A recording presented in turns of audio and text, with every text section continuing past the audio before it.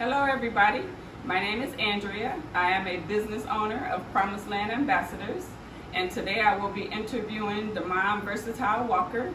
He is a business owner, he's a label owner, he's an artist, a CEO, and all of that.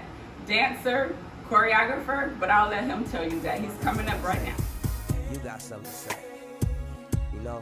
But you really need to analyze this situation and get yourself together. Hey, how you doing? Good to see you. Thank you for coming. Thanks for having me. So again, today we have the people's superstar, Damon VercTile Walker. He's here with us to talk to us about how he got started in his career and how he's had such a long and prosperous career in the industry. So tell us, how did you become the people's superstar? How did you get your start? Well, I was born and raised in Los Angeles, California, but my mother is from Toledo, Ohio, so I was here until I turned 10. And I actually got my start right here in Toledo at the Boys and Girls Club. I won my first talent show in 1982.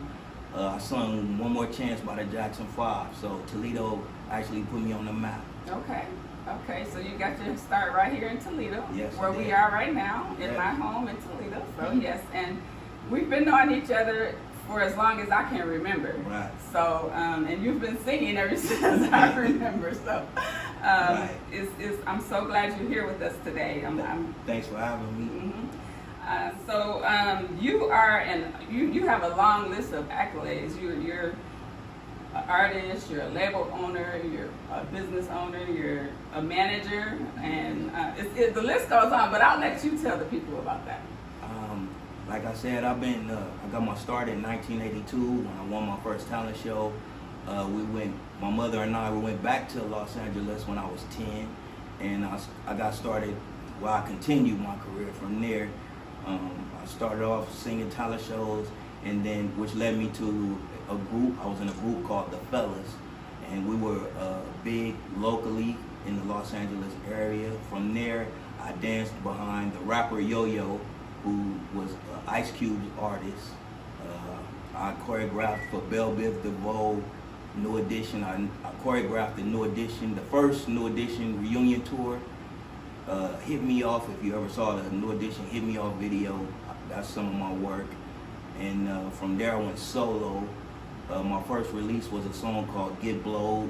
It was number 46 on the R&B hip hop charts.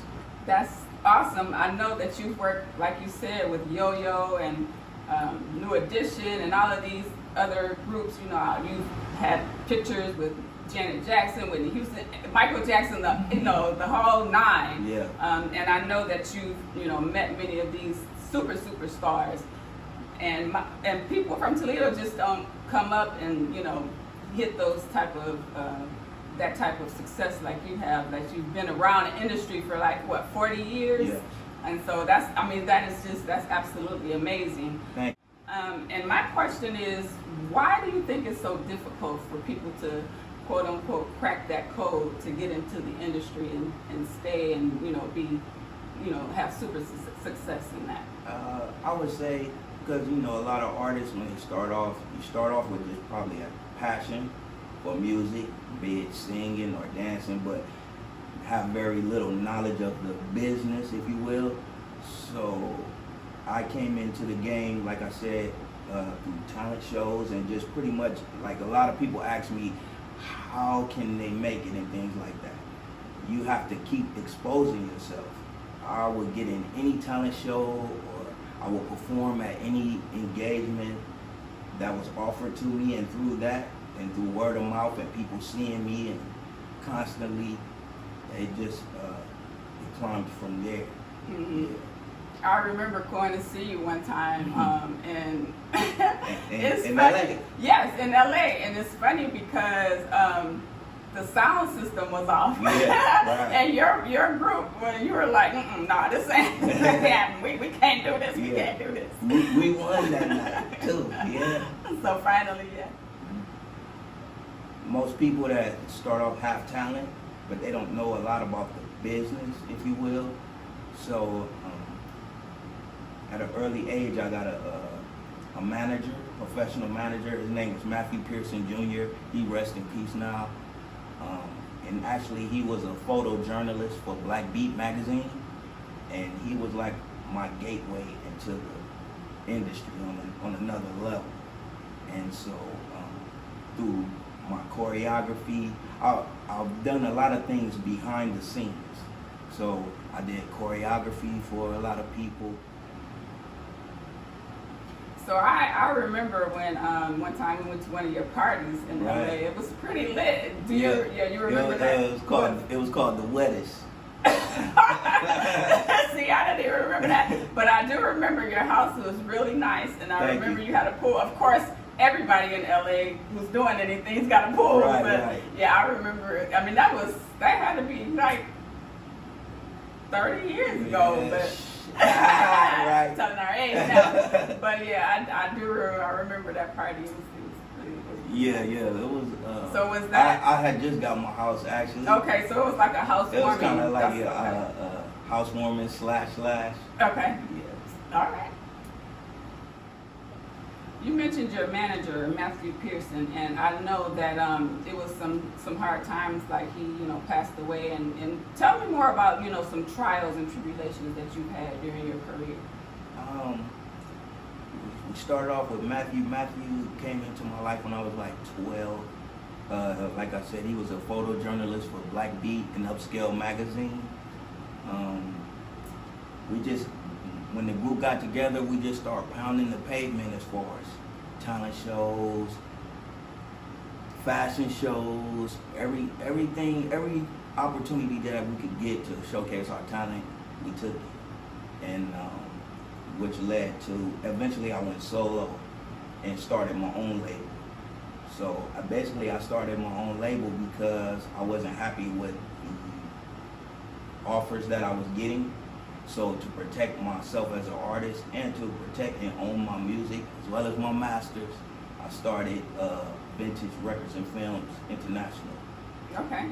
And that's something that young people can take away, which, I'm sure they keep hearing it over and over again now. Back in the day, they didn't know, to own their own stuff so that they can continue to make money off of it. Right. So, yeah.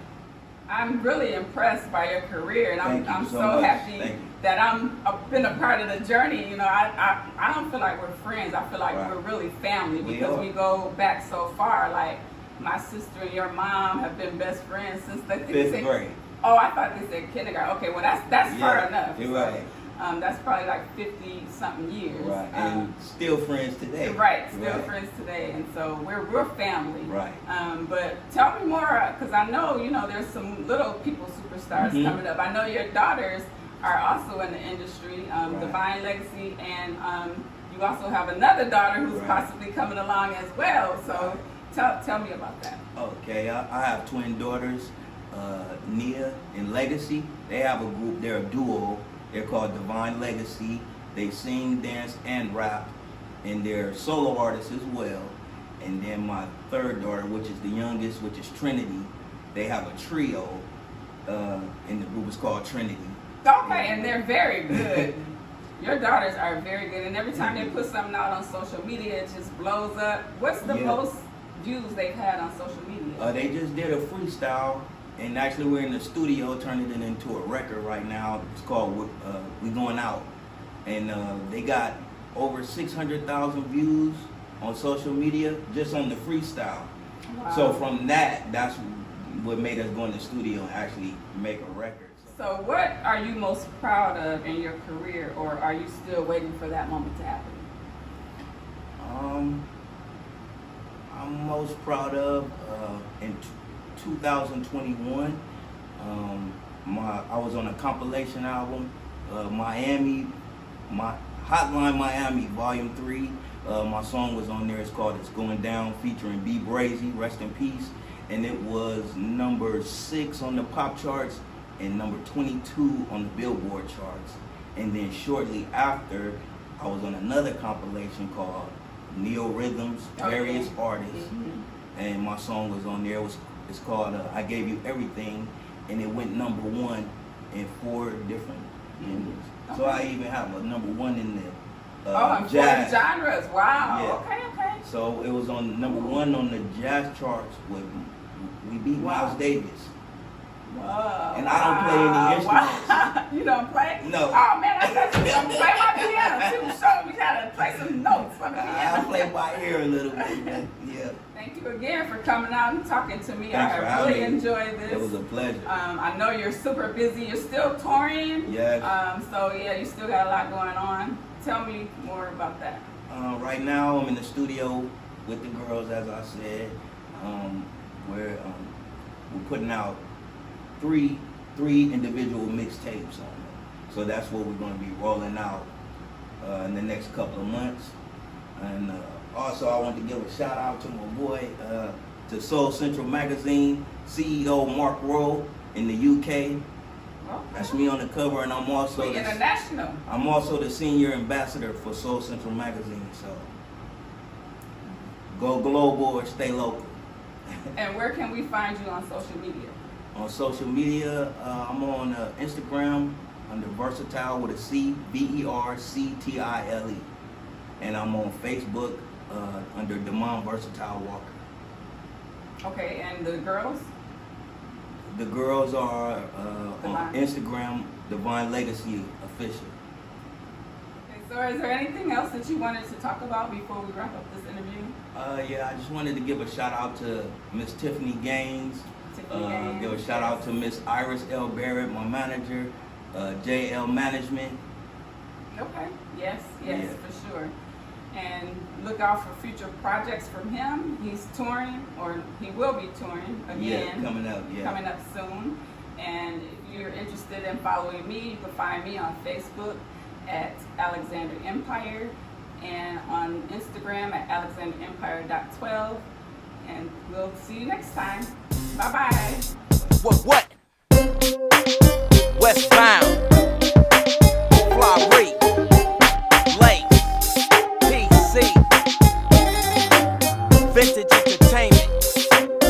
Be Brazen. Vibe Squad. 9 Deuce. Moving bright. Let's get them grooving. I watch a piece in my slacks with sass, 'cause I got to keep it tight. I'm straight off that.